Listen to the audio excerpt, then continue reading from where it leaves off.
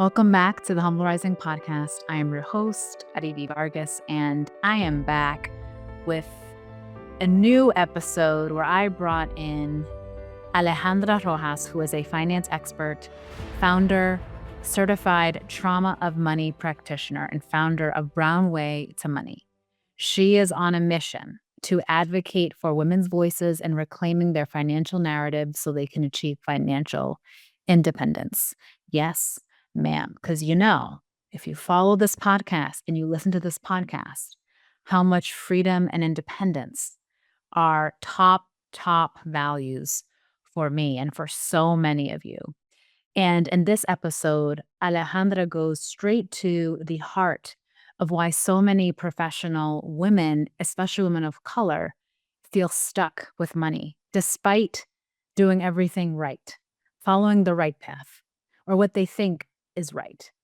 Alejandra shares her own journey from corporate and burnout to reclaiming her own health, clearing out her debt, and helping others transform their own relationship with money through compassion and context instead of shame. We unpack what traditional financial advice gets wrong for so many, especially for communities of color, and how financial trauma quietly shapes our decisions and the actions that we take. And she talks about those subtle and not so subtle signs to watch out for.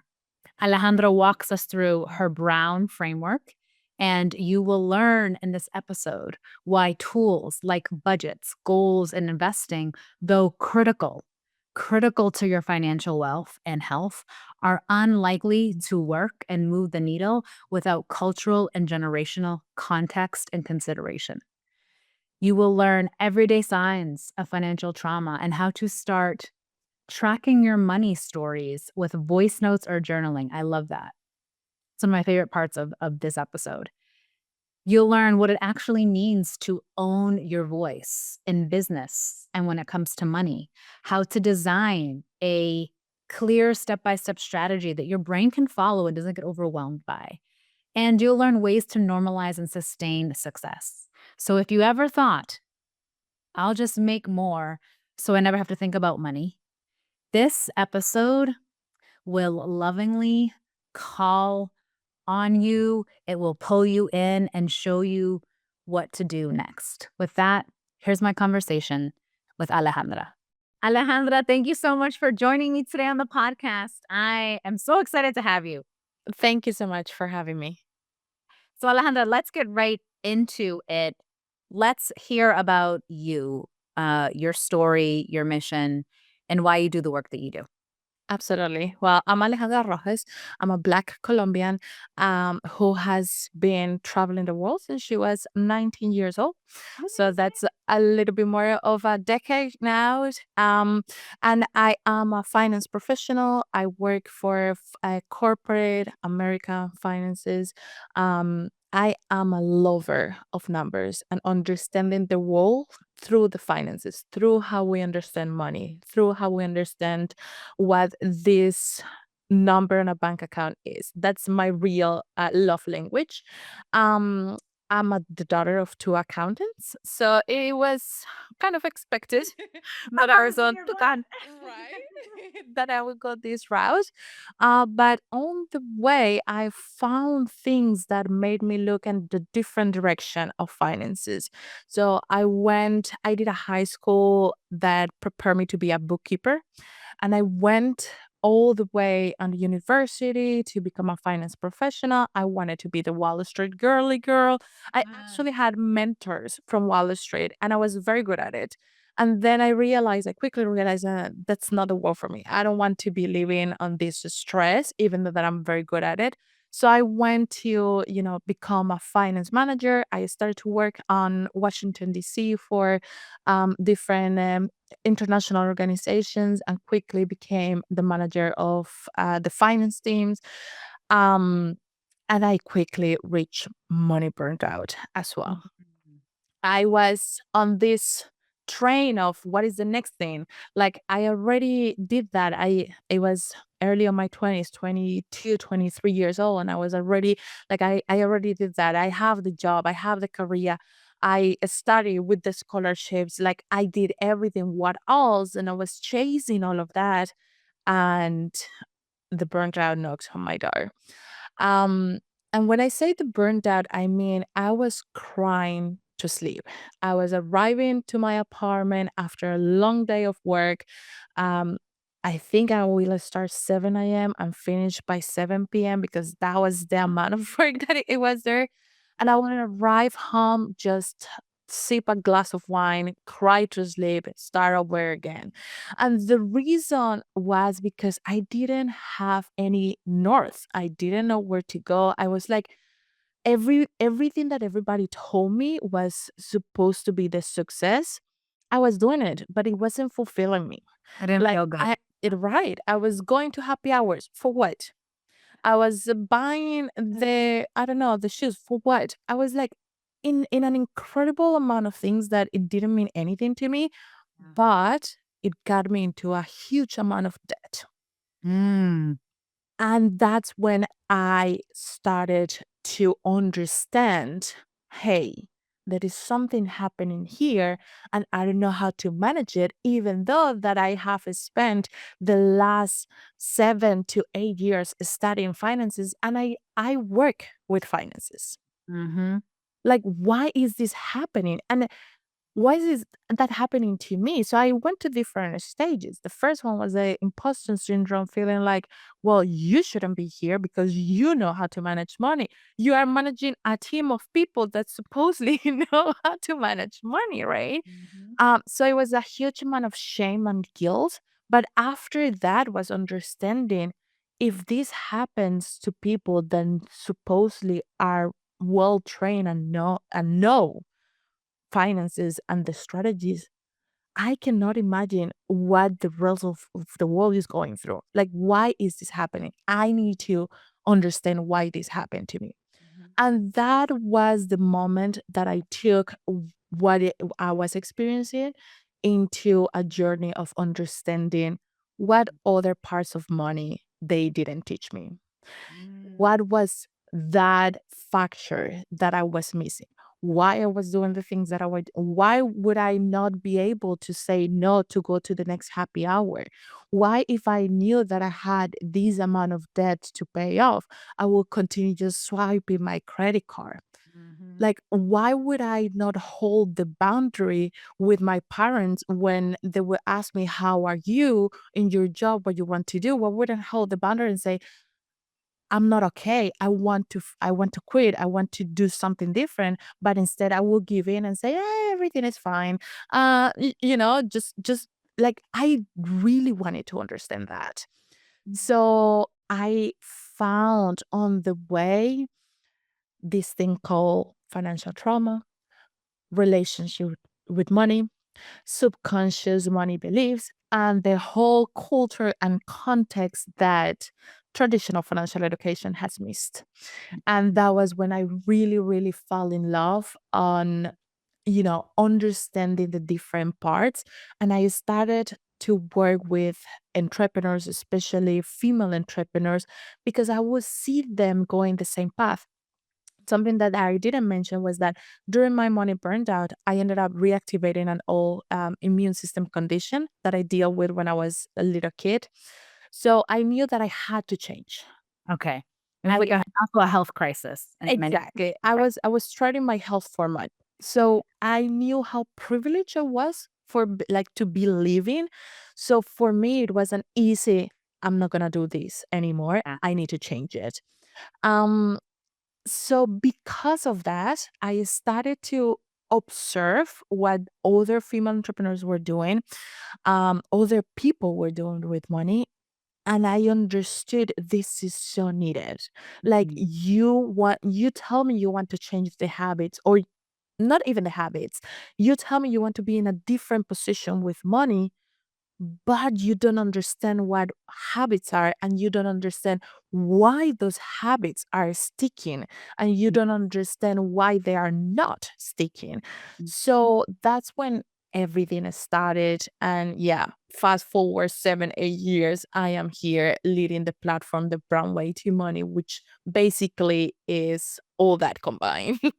Yes, yes, yeah, and you're also, certified trauma of money practitioner, and you're Correct. founder of the Runway to Money. So let's talk more about, traditional money advice. So, Yes. where traditional money advice, you say, wasn't really intended or built for us as people of color. Mhm. So which parts of that advice, though, might still be helpful and worth keeping in mind? And then which parts really aren't for us and fall short for us? I love this question because somehow we have gotten to be placed that financial literacy is what we are missing. Like we are missing financial literacy to be financially successful. Mm, But the problem with traditional financial literacy or advice is that they leave out the context and they leave out the generational financial trauma that shapes how you see money right now. So, what financial literacy really gives us is the tools, and those ones are great. Yes, you need a budget. You need to have a money plan. Yes, you need to have financial goals. Yes, you need to learn how to save and place those savings in a routine that serves you, right? Yes, you need to learn about retirement. Yes, you need to learn about investing. That's all good. And that we are going to take. They are teaching you the tools. The problem that I see with the traditional financial literacy is that they are teaching tools without a context. mm, And that context becomes so relevant because you cannot use the tool in a way that is effective and efficient for you if you don't have the context. It's like if today I give you a hammer and you don't have context whatsoever, you will tell me, what am I going to do with this hammer? mhm, And on top of that, if I come, like I leave the hammer 5 minutes with you, and I return after 5 minutes and I tell you, how come you have not done it? Like, why you have not done anything with this hammer? I give it to you. You have the tool there. You will ask me, what do you want me to do with this hammer? mhm, And if you add to that, that you remember somewhere in your memories or in your body it feels icky to have a hammer on the hand because you remember that maybe your grandfather one time got a very bad injury with a hammer that looked almost the same as the one of you had on your hands, mhm, then you are adding the complexity. Then you will tell me, well, I haven't used this hammer because I don't know what to do with it. mhm, And plus, it makes me feel bad. I don't want to use it. That's exactly what happens with traditional financial advice. They give us the tools, they tell us what to do, but they don't tell us the context. In fact, they want us to change who we are, our identity. It goes like, be less of this and be more of that. mm, So, traditionally, budgeting is be less community focused and focus on what you want. mhm, That's how generally you will go about a budget. Like, what do you want? What are your financial goals? Your financial goals. But like in a culture like ours, my financial goals are my parents' financial goals. Like, I need to think, what do I like, how they come into the equation. My financial goals are my husband's and my daughter's, and how that interacts. Like, it's a fact, it's how we grew up as a culture. mhm, Why would I need to change that to be financially successful? mm, So I believe, and this is that is an amazing study that Chloe Mackenzie have done. She's a researcher on financial trauma. Incredible research that she has done, and comes to the conclusion, or one of the conclusions, is that financial education as we know it is shaped by white supremacists mhm, from the concept that they never understood that they were shaping the education. mhm, So if we see it from that perspective, is this group of people that said we need to start sharing this education, yes, that's great.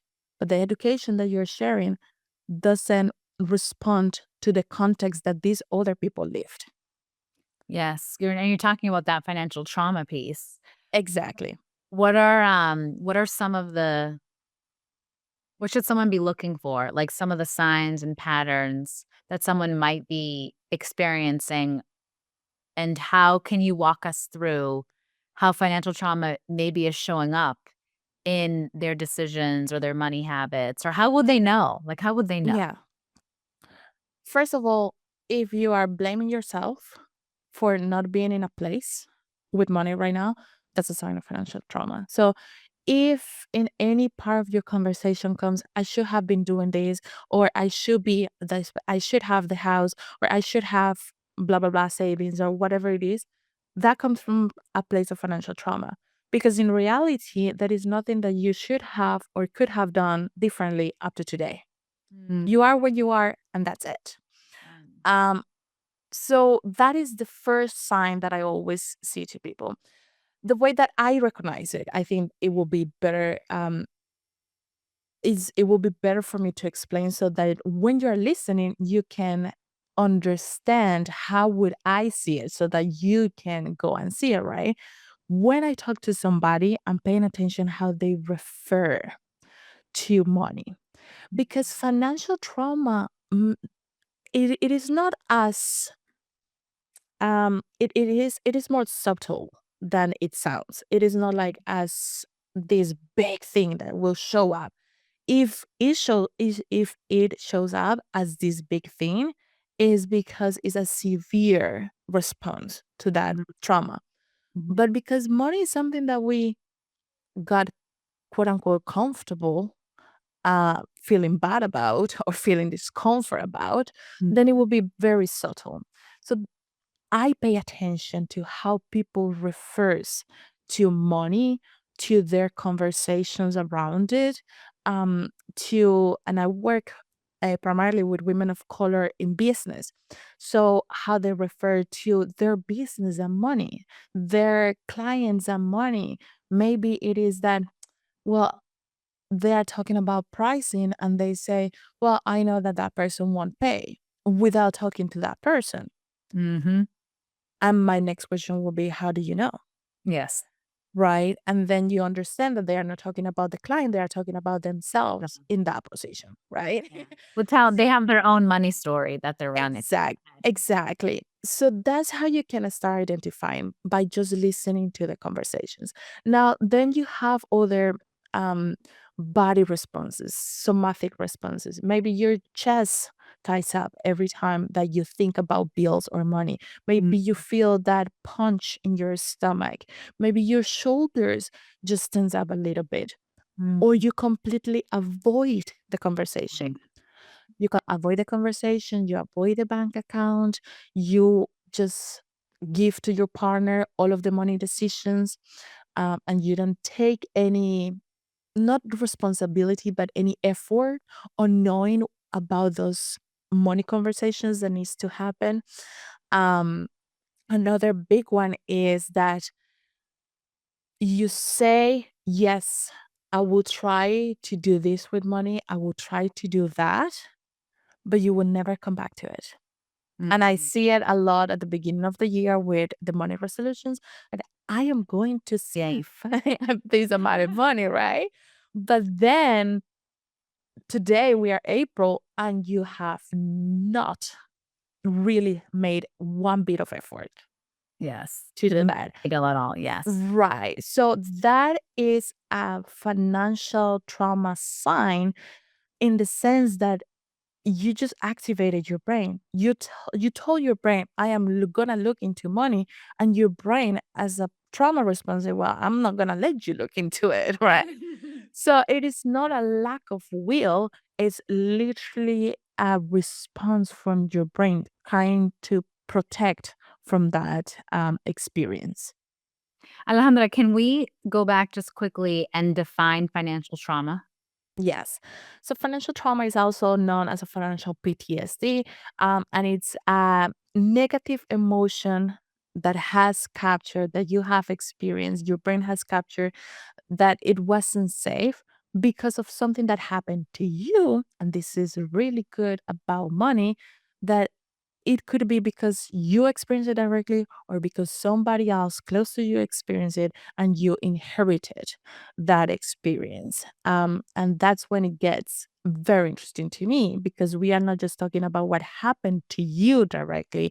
We are talking about what happened to your family, Yeah. your community, your culture, your country, Yeah. which with the climate that is happening right now, with the economic uncertainty, this will be key to understand in 5 years from now, in 3 years from now, why you're doing what you're doing. Like Yeah. context like this adds to that financial trauma. Yeah, like maybe an example is if your parents were always stressed about money and money was really tight all the time and they always were saying that to you, like, "We don't have money, we don't have money." Right. You may, go get older and say, "I'm gonna make a ton of money so I don't have to worry about money." That was me. Um, and, just this desire to not have to deal with what they dealt with, Right. have more opportunities. And so I'm gonna make a lot of money and never have money be a worry. But then what I ended up doing, Alejandra, was avoiding. Mm-hmm. Like I was like, I make so much money, just going to the bank. I was going to ask you But that. I'm not Right. I'm not looking at it, I'm not looking at it, and then you start looking at it, and you're like, "Oh my god, I've spent what am I spending money on all week?" Yeah. You start seeing that, and you feel a sense of shame too, Alejandra, like, you feel shame and, like, you feel bad about yourself. Yeah. Like, "How could I allow this to happen?" Yeah. Um, and so what you're saying about what you experienced or what you saw, and then how you internalize that and what you made it mean in your life when Yeah. you may not be consciously doing it, but then once, someone like you is like, "Oh, have you thought about why you do that?" Mm-hmm. Then you start unpacking and then you can see, "Oh, it's from this financial trauma that I had. And Right. now I know, so now I can try to do something about it." Yeah. Yeah. And you said something that is very common that I see all the time with women building businesses. Like, I just want to make a lot of money so I don't have to worry about it. Right? I don't have to go into my bank account. I don't have to have the app on the time. Yeah. Here's the thing, financial trauma doesn't prevent you from making money. Sometimes it does, because sometimes it will prevent you to go out there and take the opportunity. It depends Mhm. on how you have understood that piece. But in most of cases, what is going to happen is that you are just going to avoid doing the thing Thank you. that's created that. Whether you make money or you don't, if what the belief, in this case, what you share, the belief is that we don't have money to do that. If that belief is carrying the behavior, when you see it, you will be thinking, well, I may not have money to do that. Mhm. One day I would not have money to do that. That is the trauma talking. And that's something that happened to your parents. It didn't happen to you directly in this case, Right. right? So that is why I find so fascinating this work, and really understanding and building, helping these women building businesses through that lens. Because to me, I don't care if you make $100,000 and you feel bad about it all the time. I want you to be empowered with your um, financial future. What I say is that I want you to be financially independent. And that means with the money, with the strategy on your bank account, with your mind, and emotionally. Because you Mhm. could have all the money in the bank account, but you can still be tied to that number, on the way that you feel, on the way that you understand that. So Mhm. when we talk about financial independence, add the brown way to money. When I talk about financial independence, I'm not just referring at the amount of money that you're making. I'm referring that I want you to feel okay talking about money, Mm. planning your money, taking risks with your money, knowing when to say, that's not for me, I'm passing on it, or knowing when to say, that is for me, I'm doubling down on that. Mm. And that is only possible if you are clear of that financial trauma and you are ready to jump into whatever situation it is there. Yeah. Yeah, and if we think about people listening who may really resonate with what we're talking about, and they realize, "Oh, shoot, maybe I have financial trauma, like, maybe the money stories I'm telling myself, they're Mhm. not helpful to me." What is your recommendation for what they do first? Like, how do we start thinking Yes. about rewiring that, or what can they do? Yes. So here's the thing. You won't realize that your money stories are the problem until you start tracking them. So Mm. that's where you're going to start. You're going to start, um, and here's another thing. And let's go into the Brown framework because that will really Yes. picture everything. The Brown framework for financial independence that I did was first, you have to have a big goal. And this goes for all of my Latinas where we get uncomfortable being ambitious. More ambitious than ambition can be defined. I love it. I really want you to dream bigger. And if you think, oh, I'm already dreaming big, 10x that Mm, so that all of those money stories can come up to the surface. I love that. Like, it's like a little bit of like a test, right? Like a little Exactly. right? Yeah. So I see it as a magnet. So I'm a very visual person and I literally see the bee if you turn it around like as a magnet, right? Yes. Um so put that big goal there. If you have a business, I want you to 10x all of your business goals and put it out there. And then start tracking the money stories that come up to justify why you haven't done one step towards that goal. Mm, And start tracking how you refer to that goal. And when I say start tracking, I mean you can sit down and journal about it, or you can just open your voice notes on your cell phone and say, I am just thinking about this goal and I think this is very bad. I'm not gonna do it. Like I'm freaking out. Or I just talked to my best friend and I told her my goal and they told me this is ridiculous that I'm thinking about this. I think it's ridiculous. I would just shut it down. Like mhm, really be raw. Nobody's gonna see this. Only mm, you are going to see that. And that is the level of honesty that you have to have if you want to change the pattern. Because we're talking about subconscious mind. mm, Subconscious mind is like a 3 years old that will tell you everything how they feel without the shame and guilt coming.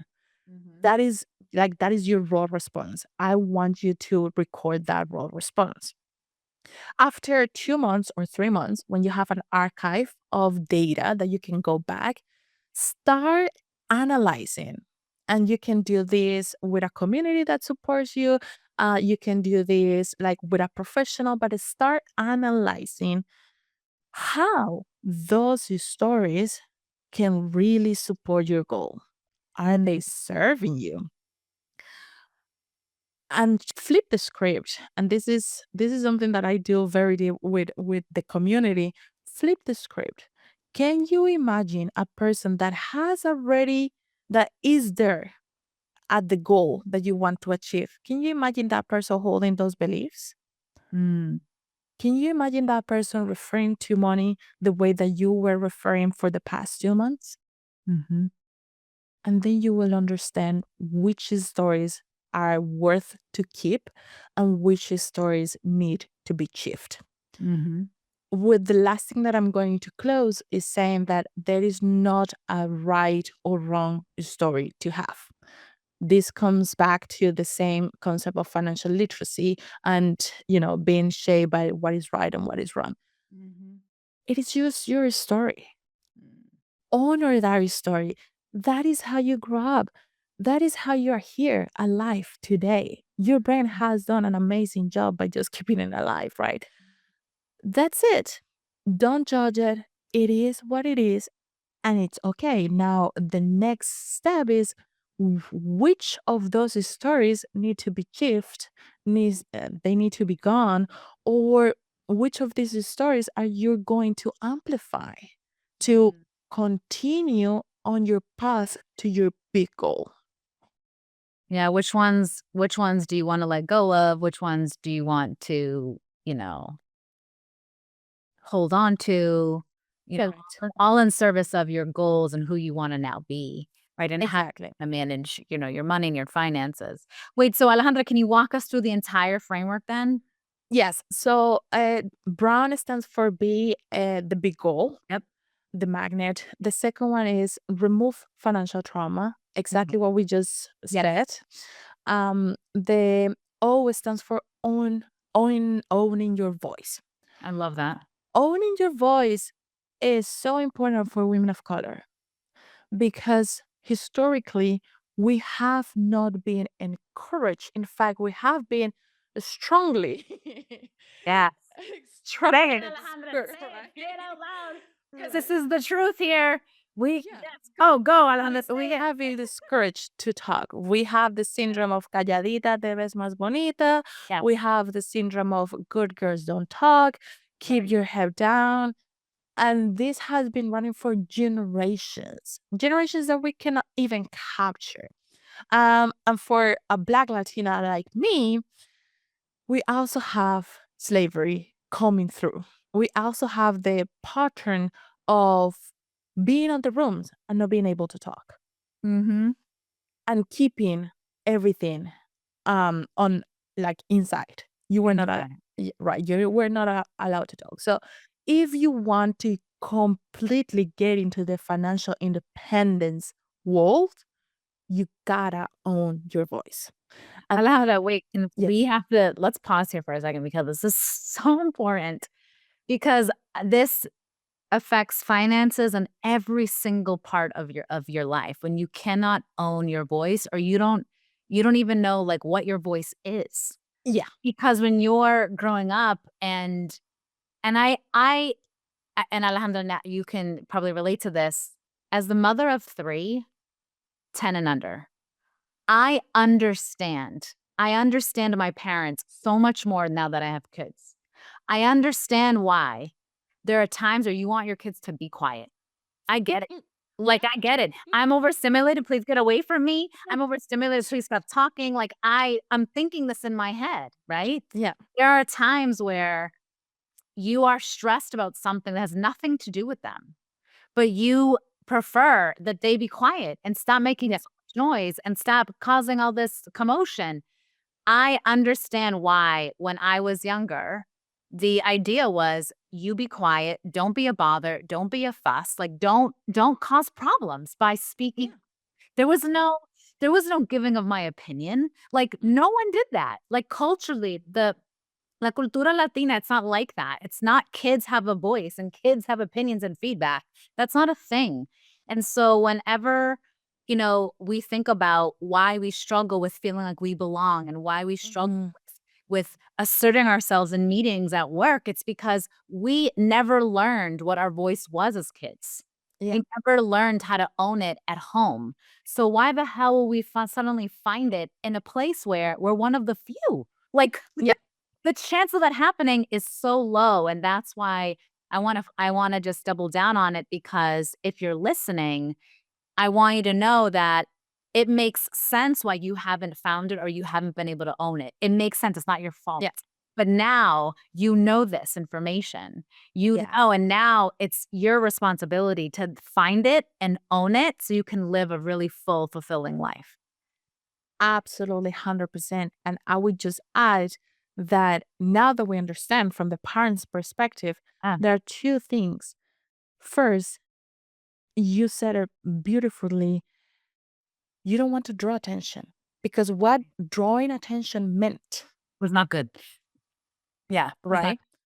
So, what 100 years ago was a protection mechanism, what Yeah. worked 100 years ago, Yes. today is still showing up, but it doesn't work anymore. Yes. It doesn't work anymore because we need to own who we are, our identity to survive. So we have flipped the script, right? Yes. So before you had to be quiet, and when you're parenting, it's so hard to become aware of what is it like to get out of yourself. What is it that this individual needs more than like what do I need to do? Right. It's not about me, it's about them. And it's so difficult. And of course, it's easier to control their behavior with shame. It's Mhm. easier to control their behavior with guilt. It's Yep. easier to because it's the mind of a child. They believe everything that you tell them. So if you tell them that calladita te ves más bonita, bonitas make it all the great things in the world, guess what is going to happen? Right? So Yeah. all of this is so important. And when it comes to money, and especially for women of color in business, you are not going to find your space and you are not going to be safe in your space if you are not looking for your voice. Yes. Forget about everybody else because sometimes well, for marketing purposes, you need a voice, you need a message. Forget about that. I Right? love how you I am talking about you being safe, building a business that will fund your financial freedom. Mm. If you want to be on that space, you gotta be comfortable with what you know and say about you, your identity, your message.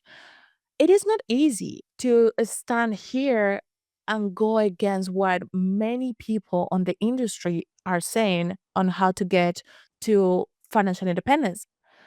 But as a woman of color, I know this is my message and this is my truth. And I know what I lived and I know what I studied.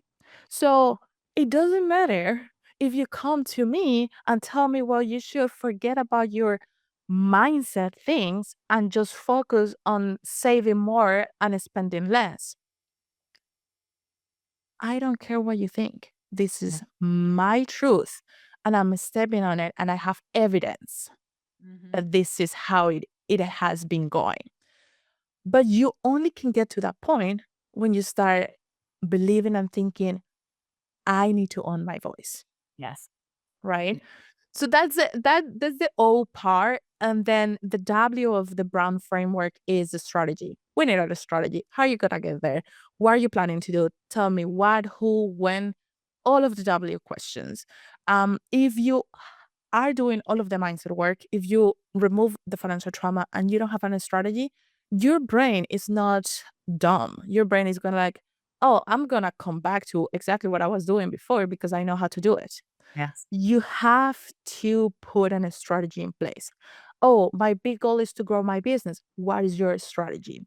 My big goal is to buy a house. What is your strategy? I need to see the step by step. Um, and then when I say I need to see it, is your brain needs to see it the step by Yeah. step so it understands that there is a highway that you guys can work through. Mhm. And the last one, which is also big one, is normalize having success. I like that. Normalizing having success for us is huge. We don't see it. America Ferreira said it beautifully on her TED Talk, a TED Talk about identity. All of the roles that she was auditioning for was chilla number one, pregnant woman, as a Latina. That's what she was seeing all the time. We saw it on the Black Barbie documentary as well. We are seeing all of these things that are not us. So it's our responsibility to normalize it because once you have gotten to that place, we understand that this is not an individual effort, Mhm. that financial independence is not an individual effort. Yes. It's just a bunch of people signaling you, which again comes back to how the brain works. It sends signals that it is safe for you to get there. Yes. Yes, because your brain has not, because it's still unfamiliar to your Correct. Then Right. so you'd have to get your brain used to it over time. Then it's like, oh yeah, we do success. Like Yeah, this is normal. This is like we're abundance mindset. This is where we are. We're not doing scarcity. We're in abundance mindset now, but your brain has to get there. Like exactly. it has to get there. Exactly. So it's easier when you see people doing Yes. that. And if you are the one normalizing the stuff, it is easier for you to understand when other people are connecting to that. So it works for both ways. If you are seeing it as an example, or if you are being the example of other people, Mhm. that also helps your brain to feel safe and continue on that path. So, normalizing financial success, financial independence, talking about money, growing businesses, it is part of the framework. And as a community, as a Black community, as a Hispanic Latinas, so women of color in general, we have to move from the I need to do this by myself, which is also huge. And it's Yeah. not, it doesn't come from us. It also comes from history. Yep. So we need to move from there to, girl, how do you do it? How do you do it? Can we Yes. share? Like real talk. How did you do it? Exactly. Right. I mean, being really honest about that is important. Yes. Yes. I mean, I can tell you the conversations that I am having at my podcast at the Brown Way is Your Money. Sometimes I need to stop them. And I tell my guests, like, listen, I know this is hard because we don't want to show the struggle. We don't want to show that we went 2 years completely flat on business. Mhm. But it is important for people to know about it Yes. Yes. because we need to normalize that this is the path. Yes. I actually, and I will close with this. I actually did a breakdown of Meghan's Markle new podcast, Confessions of Female Entrepreneur.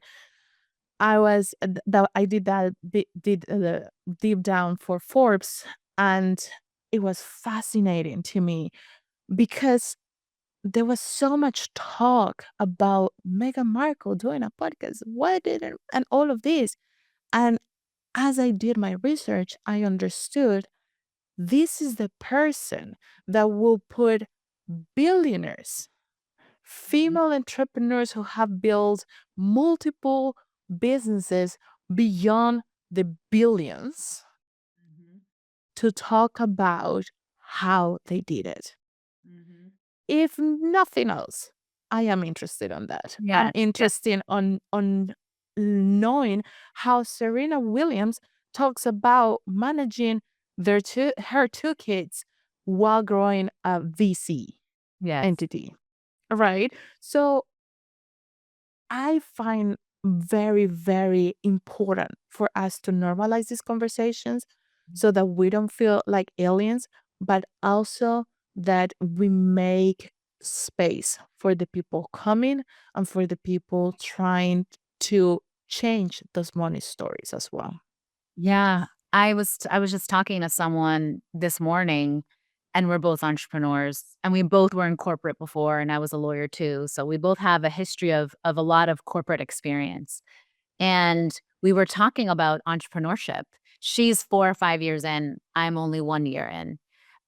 And we were talking about, "Don't you love sales and marketing?" And we were laughing about that because we have to work on our mindset instead of because we didn't have to do sales and marketing when we were, in our job Yeah. before, because there was a team that did that. Yeah, We exactly. we did legal, we did other things, but now you are everything. And Mhm. so you need to learn marketing and sales, and you need to get very, very good at it. And part of it is shifting the mindset of like, I don't love sales because I don't know how to do it, but you know what? I'm going to get better at that. And then she now has this note in her office that says, "I love sales," just so that she can get into this mindset. But the point I'm making there is it is so important to share our stories with each other, Yeah. especially the stuff that is not shiny, like it's Yeah. the stuff that's hard. So it's like, can we normalize struggle and sharing with each other and asking for help, right? We weren't taught to do that. And then Mhm. can we also normalize success and who deserve success, and you're worthy of all the things. Normalize all of that because that's part of the experience, right? This as an entrepreneur, it is not a linear uphill path. Girl. And so can we let's normalize that too, but Yeah. that's part of the process, and that's okay, and that you can still reach your goals, but it's gonna require community. There's a thing I don't think I realized how important community was. I did have that before, but I really doubled down on that as an entrepreneur, how important it is to see other people doing something that you wanna do, or seeing people doing something alongside you and what that feels like. And so I think of this work that you're doing and, even normalizing what success looks like and owning your voice, how it's so much deeper. Like, it's about money, but it's about so much more too. Yes. Yeah. Because money is about so much more.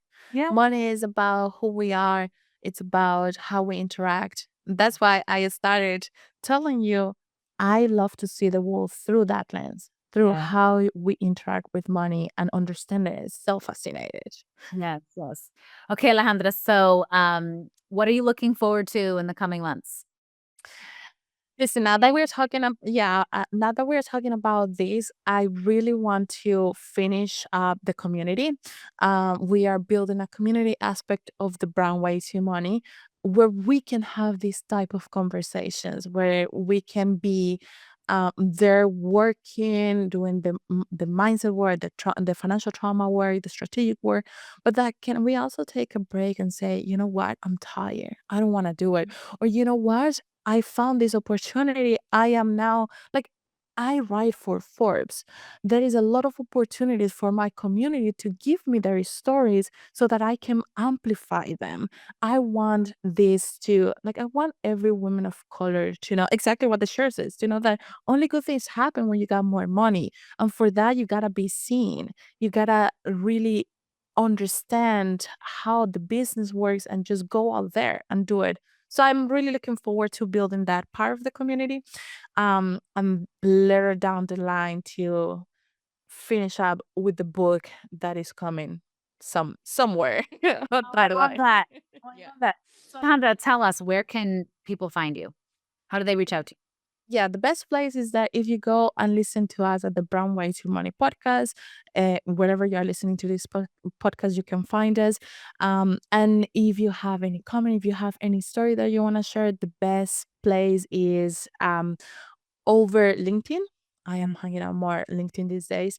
So just look for Alejandra Rojas and you will find the white shirt there. So I love that. Alejandra, thank you so much for this conversation. I definitely resonated with a lot of what you said, and I know there are many people who are going to resonate with what you're sharing, and hopefully will reach out to you because I think this is such a significant need, not just in our community, but generally too, right? I think there's just a lot more generational trauma for our community.